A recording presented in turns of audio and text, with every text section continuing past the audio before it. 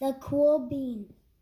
The Cool Bean by Jory John and Pete Oswald. Illustrated by Pete Oswald. Watch out! Here come the cool beans. Yeah, these guys are the cool beans. Oh yeah? Check out how they move. Look at the way they swagger. Notice their sunglasses. Yow! The cool beans are known all over school, from house to house, across town, beyond county lines. In the olden days, last year, we were all one big pot of beans. We were a mixed bag, but somehow it worked. Yep, those were the good old days. And then we stopped seeing each other as much.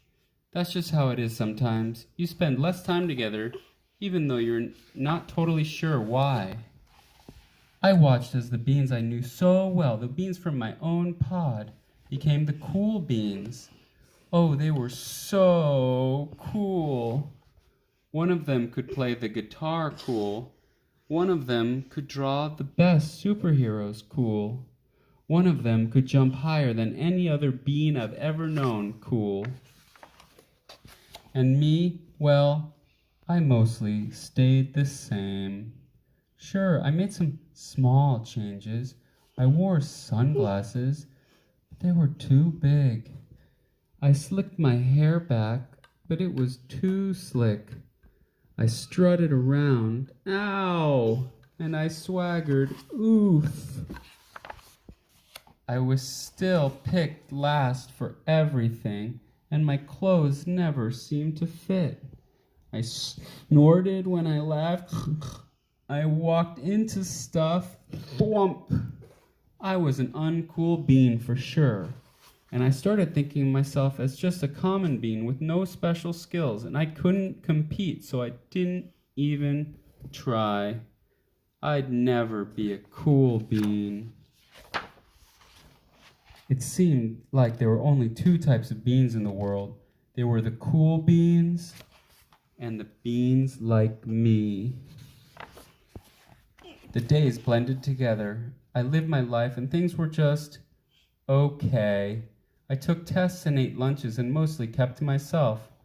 The cool beans kept being cool.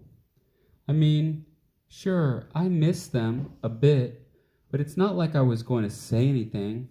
I felt like all that coolness had gotten in the way of our friendship.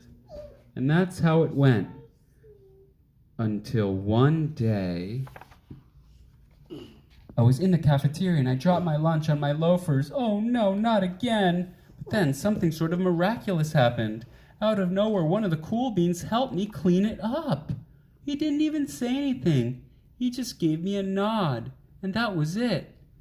Later, I was out on the playground, and I tripped and scraped my knee, and maybe it cried a little bit, and everybody saw it.